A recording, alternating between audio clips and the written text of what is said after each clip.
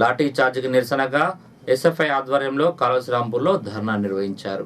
కాళేశ్వరంపూర్ మండల కేంద్రంలోని అంబేద్కర్ చౌరస్తా వద్ద డిగ్రీ, జూనియర్ విద్యార్థులు రాస్తారోకో నిర్వహించి ధర్నా చేశారు. కరీంనగర్ కలెక్టరేట్ ను ముట్టడించిన ఎస్ఎఫ్ఐ నాయకులను విద్యార్థులపై లాఠీచార్జ్ చేసి అరెస్టు చేయడాన్ని వ్యతిరేకిస్తూ ర్యాలీగా వచ్చి ధర్నా చేశారు. విద్యార్థుల సమస్యలను పరిష్కరించాలని డిమాండ్ చేశారు. ఈ కార్యక్రమంలో ఎస్ఎఫ్ఐ మండల నాయకులు రామగల్ల సురేష్, ఉపాధ్యక్షులు సిరికొండ చంటి, వాసవి డిగ్రీ కళాశాల విద్యార్థులు తదితరులు ఉన్నారు.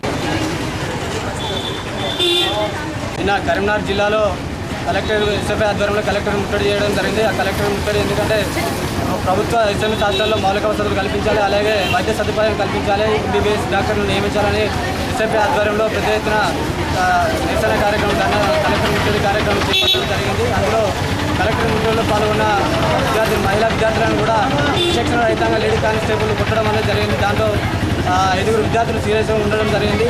మరి ఎస్ఎఫ్ఐ రాష్ట్ర సహాయ కార్యదర్శి మాధవ్ తిరుపతి గారు కూడా గాయపడడం జరిగింది. ఈ ముట్టడి ఎస్ఎఫ్ఐ పెండింగ్లో ఉన్న రియంబర్స్మెంట్ మరియు స్కాలర్షిప్లు మరియు మధ్యాహ్న భోజన పథకం ప్రభుత్వ జూనియర్ కళాశాలల మధ్యాహ్న భోజన పథకం ప్రవేశపెట్టాలని ఎస్ఎఫ్ఐ ఆధ్వర్యంలో మరియు పెద్ద ఎత్తున నిరసన కార్యక్రమం కలెక్టర్ ముట్టడి చేయడం జరిగింది.